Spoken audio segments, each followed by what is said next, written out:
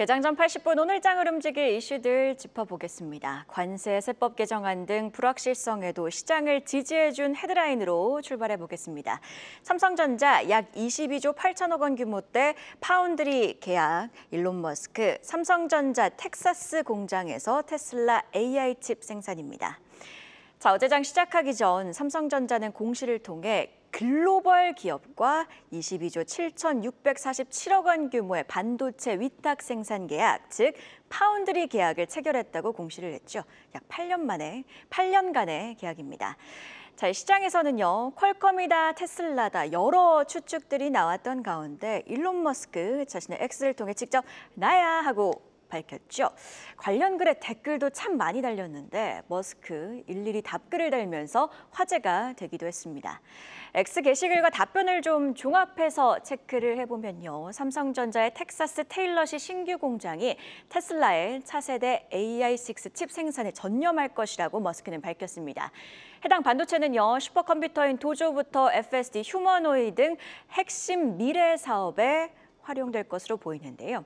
머스크 자신의 집과 삼성전자의 텍사스 공장이 가깝다는 점도 이야기하며 직접 현장을 돌아다니겠다고도 했습니다. 머스크 생산 현장에서 직접 먹고 자고 했던 것으로도 유명하죠. 그렇다 보니 그럼 머스크가 삼성전자 공장에서 자는 거냐는 일종의 재치 있는 댓글이 달리기도 했는데요. 규모와 관련해서는요, 알려진 규모는 최소 수치이며 실제 생산 규모는 수배가 될 가능성이 있다고 했고, 이 내용이 알려지면서 삼성전자와 삼성전자 밸류체인 관련주들은 오후 들어 상승폭을 더욱 키우기도 했습니다.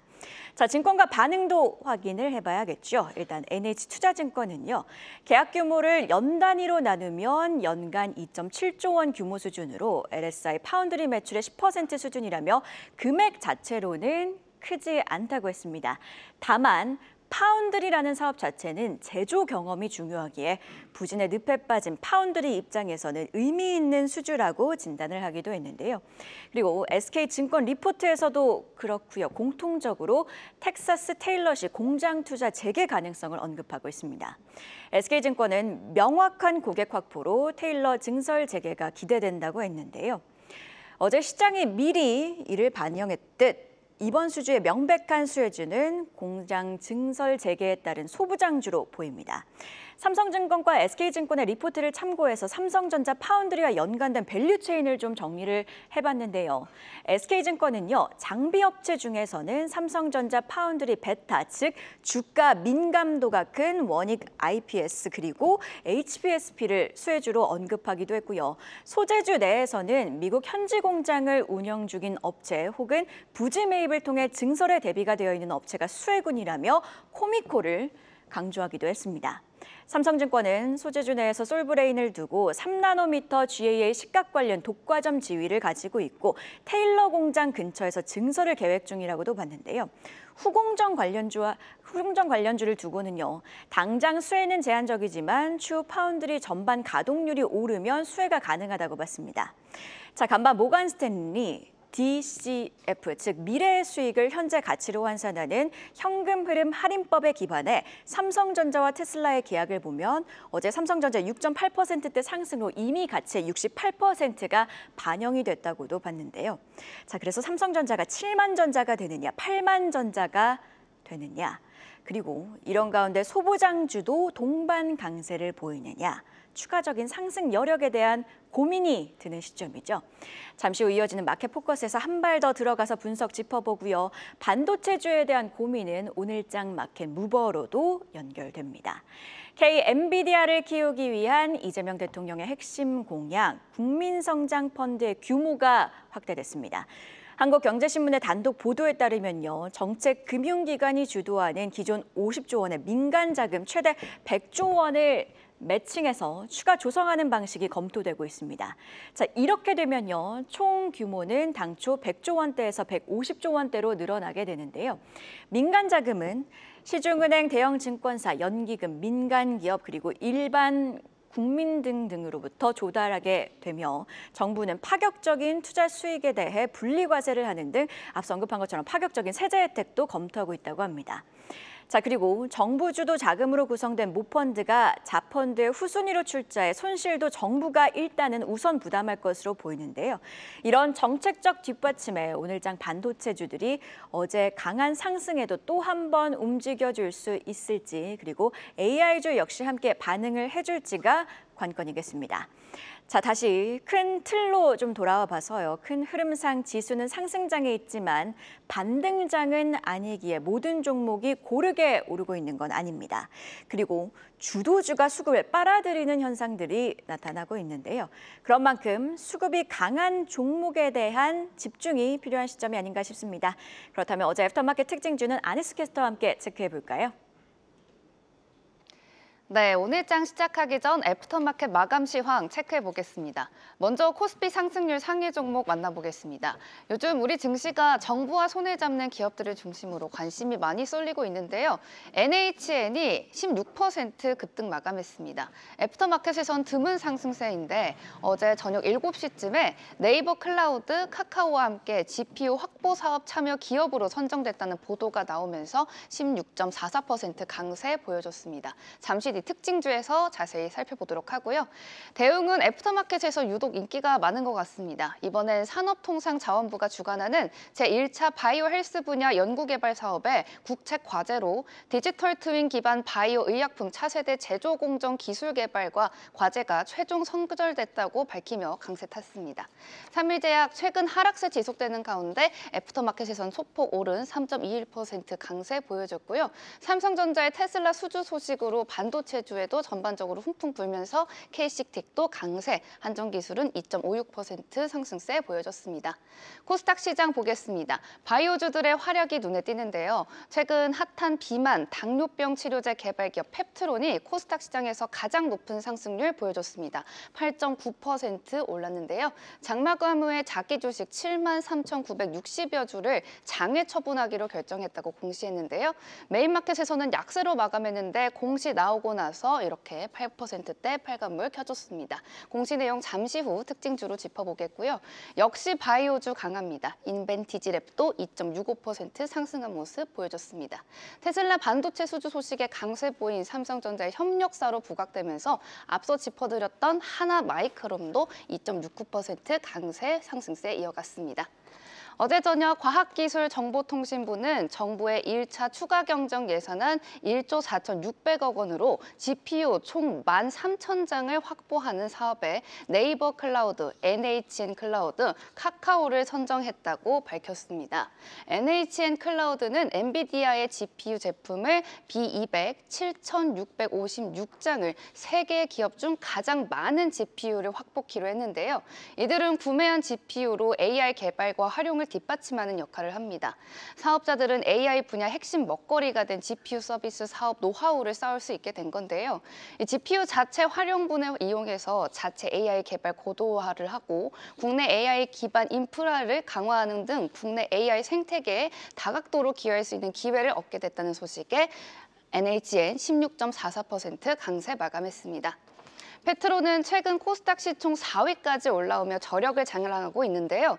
자기 주식 73,960여 주를 장외 처분하기로 결정하면서 애프터마켓에서 8.9% 올랐습니다. 주당 처분가는 32만 6,895원으로 총 처분 금액은 약 242억 원인데요. 이번 처분 목적은 자기 주식을 교환 대상으로 하는 교환사채 발행을 통한 자금 확보라고 밝혔습니다. 생산 인프라 확장을 통해 루프원을 비롯한 신약 개발 경쟁력을 확보하는 전략으로 풀이되면서 투심 자극했습니다. 지금까지 애프터마켓 이야기 전해드렸습니다. 정규장 마감 이후 애프터마켓까지 어떤 종목들이 활발하게 움직였는지 아네스 캐스터와 함께 체크해봤는데요. 계속해서 증시 모닝 브리핑, 오늘은 유진투자증권 김영재 이사와 함께 이야기 이어가도록 하겠습니다. 자, 대체거래소 메인마켓 마감 이후 애프터마켓 마감까지 NHN의 상승세가 눈에 띄는데요. 정부 주도 GPU 운영 사업자로서 NHN이 선정이 됐습니다. 자세한 내용 짚어보면서 추가 상승 여력까지 한번 진단해 볼까요? 네, 일단 NHN이 이제 85% 지분을 보유한 NHN 클라우드가 네이버 클라우드, 카카오와 함께 정부가 이제 주도하는 GPU 확보하고 운영하는 사업자로 시작되었는데 정부가 지난 5월에 1조 4,600억 규모의 추경 예산을 편성해서 엔비디아의 첨단 GPU 1만 3천여 장을 확보하고 운영할 사업자를 선정하고 이제 평가를 진행했는데요. 여기서 4개 회사가 신청을 했고 여기서 쿠팡을 제외한 3개 회사가 이번에 최종 선정된 것입니다. 이번에 확보할 엔비디아의 GPU 구성은 현재 가장 많이 사용되고 있는 H200 3056장과 H200 대비 연산 성능이 2.25배 향상된 B200 1만 80장인데 이 중 NHN이 이제 B200 7650장을 확보 구축 예정인데 일단 세 개사 중에서 고성능 GPU를 가장 많이 사용하면서 가장 성능이 높은 방식으로 운영할 것으로 좀 기대되고 있습니다. 장마감 이후 정부 발표 이후에 지금 애프터마켓에서 다른 선정사인 네이버와 카카오는 뭐 1% 내외 뭐 미미한 상승으로 마감을 했는데 아무래도 시가총액이 수십조 원에 달하는 초대형주에게는 아주 큰 호재로 작용하지는 못하는 모습이었습니다. 반면 NHN 시가총액은 이제 어제 장 마감 기준으로 9,927억 원인데요. 네이버의 37분의 1, 카카오의 24분의 1도 되지 않는 상대적으로 매우 작은 시가총액 수준의 프로젝트 내 가장 많은 예산이 할당된다는 점에서 실적에 미치는 정도가 좀 상대적으로 클 수 있기 때문에 주가 역시 추가 상승 가능성이 높지 않겠나라고 판단할 수 있겠습니다. 네, 그러니까 정리를 해보자면 NHN이 카카오 그리고 네이버보다 소위 가벼운 종목이기에 이번 발표가 조금 더 실적에 미치는 영향이 크다 이렇게 진단을 해주셨습니다. 자, 코스닥 시장에서는 펩트론의 상승세가 눈에 띄었는데요. 242억 원 규모의 교환사채를 자사주를 활용해서 발행을 한다라는 소식이 전했습니다. 자세한 내용부터 짚어볼까요? 네, 일단 장마감 이후에 이제 교환사채 발행한다고 공시했는데요. 이제 자사주 7만 3,961주가 교환 대상이고 규모는 한 242억 원이었습니다. 투자자들이 주목하는 점은 일단 교환 가액이 32만 6,895원으로서 현재 주가인 28만 1,000원 대비 약 15% 정도 할증 발행한 것이고 2년 뒤에 회사가 되사는 조항은 표면적인 만기가 2030년 8월이고 표면 이자율 및 만기 이자율이 0%, 0% 그러니까 그리고 추가 주가 하락에 교환 가액 조정도 없는 회사 입장에서 본다면 부담 없이 자금을 조달할 수 있는 아주 좋은 조건의 사채 발행이기 때문에 애프터마켓에서도 상승하지 않나라고 볼 수 있겠습니다. 사채 발행 목적은 약효 지속성 의약품 생산 설비 투자를 위해 시설 자금을 조달한다고 밝혔는데 결국 투자자들이 회사의 성공을 좀 확신하면서 주가 상승을 노린 투자가 이번에 단행되었다라고 할 수가 있겠습니다.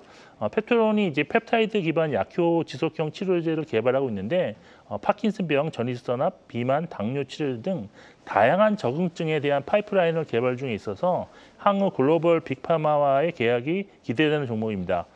이번 자금 조달이 교환사채로서 오버행 부담이 없고 또 이자 부담도 없으며 또 교환도 할증 가격으로 발행했다는 점에서 주가에 좀 긍정적으로 작용할 가능성이 높다라고 할 수 있겠습니다. 네, 전반적으로 봤을 때 이번 공시는 주가에 긍정적인 내용이다 이렇게 의견 들어봤습니다. 바로 이어서 전일장 핫했던 섹터에서 이슈 찾아보는 시간이죠. 이슈픽 심수영 캐스터가 준비했습니다. 이슈픽 오늘은 관세 협상 이야기로 문을 열겠습니다. 한미 관세 협상이 막판으로 치닫고 있는 가운데 우리 정부가 미국에 마스가라는 이름의 대규모 조선협력 프로젝트를 제안했습니다. 미국 조선업을 다시 위대하게 만들겠다는 구상인데요. 국내 조선사들의 미국 현지 투자와 조선소 운영, 기술 이전을 정부 금융 지원과 함께 묶은 대규모 산업 동맹 패키지입니다. 외신에서는 트럼프 행정부가 한국 정부의 대미 투자액으로 4천억 달러, 우리 돈 약 550조 원을 요구했다는 이야기도 나오는데요. 원하는 건 거의 EU나 일본과 엇비슷한 수준인데 GDP는 보다시피 우리나라와 일본의 GDP 차이가 2배 이상이고요. EU와는 거의 20배에 달합니다. 결국 투자액 자체가 적더라도 현지 직접 투자라는 점에서 차별화를 노린다는 게 우리 정부의 승부수인데 마스가 카드가 협상에서 결정적 역할을 할 수 있을지 지켜봐야겠습니다.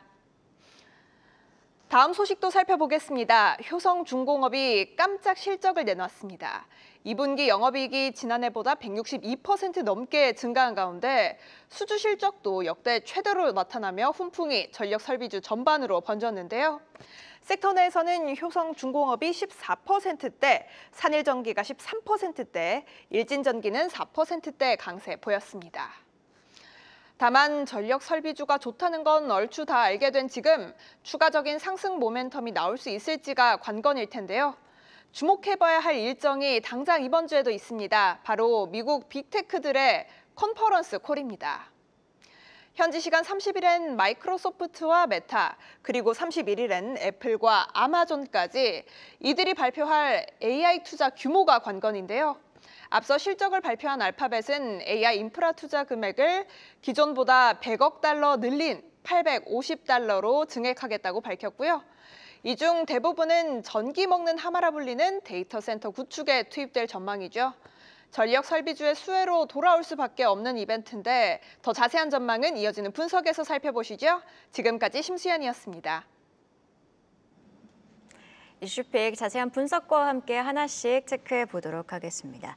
한국과 미국이 8월 1일 시한을 두고 막판 관세 협상을 집중적으로 벌이고 있는 가운데 마스카 Make American Shipbuilding Great Again이라는 이름으로 수십조 원 규모의 조선업 협력 프로젝트를 우리 정부가 미국 측에 제안했다는 소식이 알려졌습니다. 역시나 한미 관세 협상에 있어서 주요 카드는 이렇게 조선업이 좀 부각이 되고 있는 듯한 모습인데요. 관련주 투자 전략 세워볼까요? 네, 일단 이번 우리가 이제 제안한 그런 방안에 대해서 미국 측에서도 상당히 좀 긍정적으로 만족했다라는 그런 보도가 있었는데 이런 소식이 사실 어제 장중에 나왔습니다. 그래서 이 장중 소식을 바탕으로 조선사 중에서 현대중공업과 하나오션이 지금 52주 신고가를 어제 기록을 했는데요.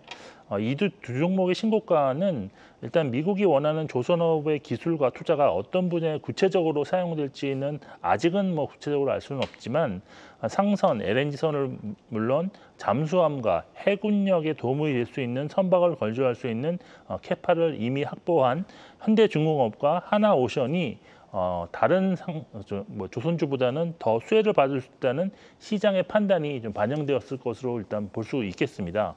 하지만 그 협상이 타결되기 이전에 주가가 좀 선반영했다는 그런 측면이 있기 때문에 실제 협상 결과에서 예상에 부합되는 정도 수준의 안건들이 좀 발표될 경우에는 오히려 재료 노출에 의한 주가 하락 가능성을 고려해야 된다고 보고 있고요. 또한 최근 이제 실적 시즌에서 상당히 지금 좋은 실적을 발표하고 있는 조선주들이 실적 발표 이후에 좀 하락하는 모습도 좀 나타났다는 점도 좀 감안하셔야 될 것 같은데 그리고 또 하나 이제 제가 볼 때 개인적으로 이제 지난 금요일 날 사실 군산 쪽에 무슨 MRO 기지를 미 해군 기지가 설립할 수도 있다라는 걸 뭐 제안했다는데 사실 이거의 한 언론사의 어떤 단독 보도였는데 아직 그 이후로는 뭐 추가적인 그런 업데이트가 되지 않고 있습니다. 근데 이게 만약 정말 사실이라면 중국의 거센 반발이 좀 나올 수 있기 때문에 사실이 아닐 가능성이 더 높다고 보고 있습니다. 그렇지만 혹시 모를 그런 거에 대비해서 중국 관련주는 단기적으로는 좀 보수적 관점으로 접근해야 되는 것이 좀 한림적인 전략이 아닐까라고 생각하고 있는 상황입니다. 네, 지금 조선주와 함께 중국 주 관련해서도 단기 보수적 접근을 언급해 주셨는데 한화의 김동관 부사장이 한미 관세 협상 지원을 위해서 워싱턴행을 결정했다고 합니다. 해당 소식도 투자에 있어서 잘 참고해 보시기 바랍니다. 자, 이번에는요. 어닝 서프라이즈로 급등한 효성중공업 이야기도 해보도록 하겠습니다. 2분기 사상 최대 실적을 기록하면서 52주 신고가를 기록했는데 자, 그런데 효성중공업도 그렇고요. 다른 전력 설비주도 그렇고 그간 주가가 좀 많이 올랐기 때문에 추가적인 상승 여력에 대해서 고민하시는 분들이 많을 것 같습니다. 어떻게 보고 계실까요? 일단 뭐 추가적인 상승 여력에 대해서는 실적이 정말로 나아질 수 있는 그런 것도 바탕으로 좀 보셔야 되는데 이게 사실 수주 베이스이기 때문에 그동안의 수주를 조금 더 면밀하게 살펴보신다면 향후에 어떤 더 성장성이 있는지 없는지를 여부를 판단할 수 있고 또 그리고 이제 주가가 이제 밸류에이션 수준이 어느 정도 수준이기 상승이라고 좀 확인하신다면 향후 추가적인 어떤 상승 동력을 좀 찾을 수가 있는데, 일단 호성중공업이 2분기에 영업이익이 전년 대비 162% 증가한 1,642억 원인데 이게 컨센서스를 23% 초과한 어닝 서프라이즈였습니다. 그런데 호성중공업은 사실 1분기에도 지난 1분기에도 컨센서스를 13% 이상 초과한 어닝 서프라이즈를 기록하면서 주가가 그때부터 크게 좀 상승한 바 있는데, 결국 2개 분기 연속 이번에는 더 큰 어닝 서프라이즈를 기록함으로써 주가가 단기적으로 크게 또 상승을 하는 바탕이 되었다고 볼 수 있겠습니다. 특히 그 북미 생산 법인의 경우 35%라는 높은 영업이익률을 기록을 했는데요. 따라서 전력 사업부 전체 영업이익률도 지금 19%로 상승을 하면서 어닝 서프라이즈가 나올 수 있는 원동력이 되었습니다. 여기에 또 하나 주목해야 되는 것이 이제 수주 잔고인데, 이게 10조 7,200억 원으로 사상 최대치를 경신했고, 이게 전년 대비 한 63% 증가한 수치였습니다. 근데 여기서 또 하나 주목해야 하는 점이 있습니다. 지역별 수주 잔고 비중이 북미가 지금 53%, 한국 19%, 유럽, 인도가 각각 7% 수준이었는데, 북미의 경우 1년 전인 지난 24년 2분기에는 28%밖에 안 됐습니다. 거의 2배와 가까운 수주 잔고가 증가했다라고 볼 수가 있겠는데, 북미의 마진율이 가장 높다는 점에서 향후에도 현재와 같은 고성장세가 좀 유지될 가능성이 높다고 볼 수 있겠습니다. 다만 호성중공업에 대한 증권사 전망치 편차가 지금 매우 좀 심했기 때문에 현재 컨센서스를 적용했을 경우에는 밸류에이션 수준이 매우 높아지게 되는 건 단점이 있었는데요. 그래서 제가 이제 이번 실적 발표 이후에 이제 보고서를 낸 10개 증권사의 내년 실적 예상치 중위값을 구해보았는데, 이것을 주가에 대입해 보니 현재 주가는 PER 한 22배 정도 수준으로서 글로벌 동종 기업들의 평균인 23배와 뭐 큰 차이는 보이지 않았습니다. 결국 주가가 추가 상승을 위해서는 향후 엄청난 고성장세를 지속하는 모습이 나와야 할 것인데, 이는 현재 이익 수준에서는 상승 흐름은 이어질 가능성은 상당히 높다라고 볼 수 있겠지만, 주가가 이제 급등할 가능성에 대해서는 좀 크지 않을 수도 있다는 점도 함께 참고하시면서 좀 투자 전략 추정을 좀 필요하지 않을까라고 보고 있습니다. 네, 이렇게 효성중공업에 대한 투자 의견 들어봤고요. 속보도 확인해 보도록 하겠습니다. 북한과 관련된 속보가 전해졌는데요. 백악관 트럼프 미국 대통령이 북한의 비핵화를 위해서 김정은과 대화할 용의가 있다, 대화에 열려 있다, 이런 발언을 내놨습니다.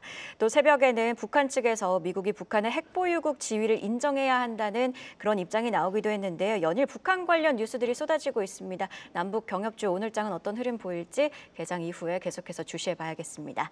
네, 이렇게 증시 모닝 브리핑, 오늘은 유진투자증권 김영재 이사와 함께 이야기 나눠봤습니다. 고맙습니다. 계속해서 다양한 경제 이슈를 알고 싶다면 구독과 좋아요, 알림 설정 부탁드립니다. AI 캐스터 권미정이었습니다.